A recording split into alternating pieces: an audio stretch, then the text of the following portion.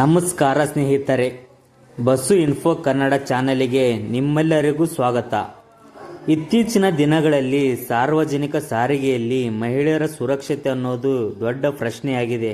ಇದಕ್ಕೆ ಸಾಕ್ಷಿ ಎಂಬಂತೆ ಕೋಲಾರದಲ್ಲಿ KSRTC ಬಸ್ ಒಂದರಲ್ಲಿ ಅತ್ಯಂತ ಆಘಾತಕಾರಿ ಘಟನೆಯೊಂದು ನಡೆದಿದೆ.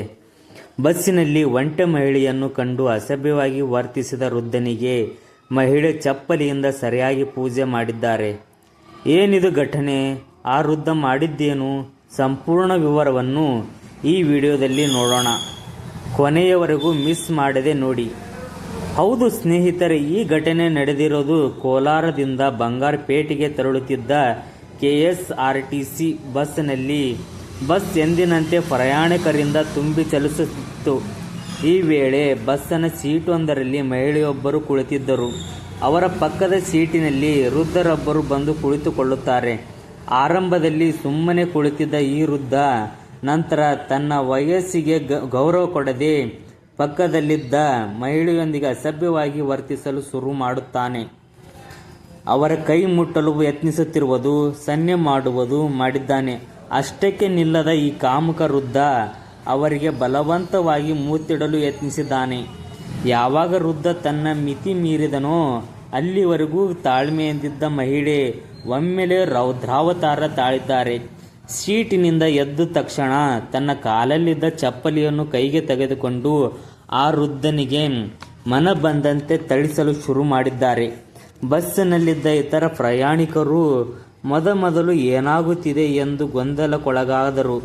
ವಿಷಯ ತಿಳಿಯುತ್ತಿದ್ದಂತೆ ಎಲ್ಲರೂ ಮಹಿಳೆಯ ಪರವಾಗಿ ನಿಂತಿದ್ದಾರೆ. ಅಲ್ಲಿದ್ದ ಯುವಕರು ಮತ್ತು ಸಹ ಪ್ರಯಾಣಿಕರು ಆ ಕಾಮುಕ ವೃದ್ಧನಿಗೆ ಬಸ್ಸಿನಲ್ಲಿ ಧರ್ಮದೇಟು ನೀಡಿದ್ದಾರೆ.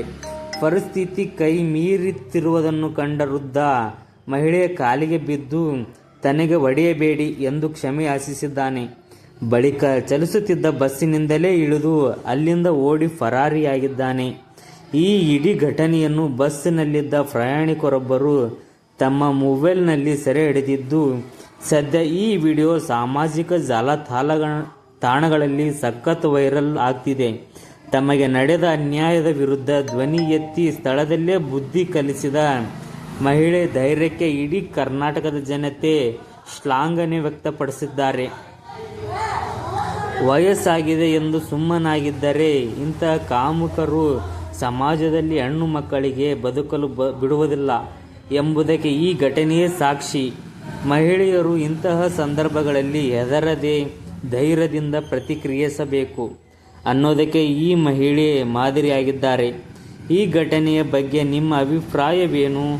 ಮಹಿಳೆ ಮಾಡಿದ್ದು ಸರಿಯಾ ಅಥವಾ ಆತನನ್ನು ಪೊಲೀಸರಿಗೆ ಒಪ್ಪಿಸಬೇಕಿತ್ತಾ? ನಿಮ್ಮ ಅನಿಸಿಕೆಯನ್ನು ಕೆಳಗೆ ಕಮೆಂಟ್ ಮಾಡಿ ತಿಳಿಸಿ. ಇದೇ ರೀತಿಯ ಮತ್ತಷ್ಟು ಪ್ರಮುಖ ಸುದ್ದಿಗಳಿಗಾಗಿ ಹಿಂದೆ ನಮ್ಮ ಚಾನಲ್ ಸಬ್ಸ್ಕ್ರೈಬ್ ಆಗಿ. ಧನ್ಯವಾದಗಳು.